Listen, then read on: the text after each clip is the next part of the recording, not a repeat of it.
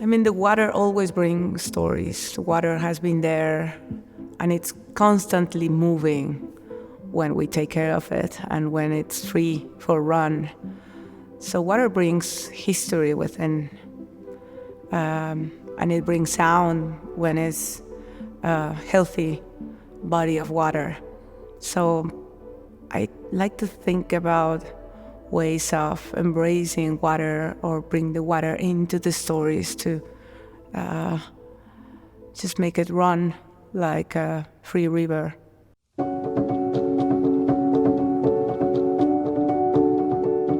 I think one of the great pleasures of art is when it can allow you to see something anew that seems so familiar and established. And with Tania's work in particular, she is an immensely global artist, and yet one who is also fundamentally local in the way that she works. She goes to a city and she tries to find a history, a story, a retelling of something to allow residents to see their city in a new light.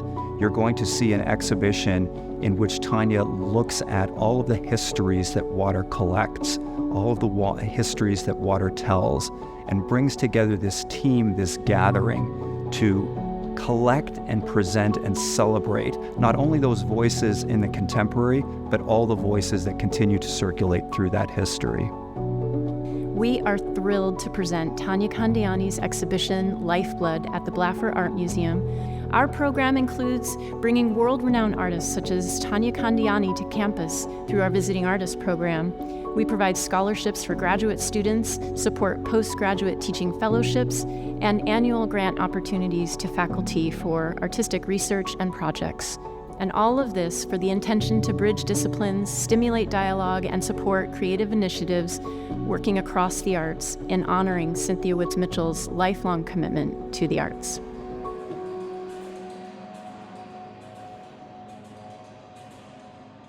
I really wanted to do works, like a manual works that were coming forward with the 4 chapters of the video. So we have one element that travels in time, literally, which is the canoe, and is the one that goes through navigating the cistern and navigating between time. So the canoe is present in the installation. And so if the canoe is here, the canoe needs to navigate somewhere. So for me, it was very interesting to bring the visual representation of how the bayou looks to be before it was straightened. Because that act of straightening the rivers is present everywhere, and I found that very terribly violent.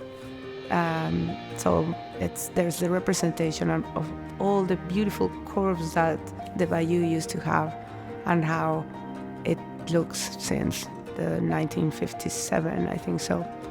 I believe that it's really important that we put attention and listen carefully to the past. We have to learn and be good listeners in order to maintain our environment and to create more generous relations with the others and other species as well.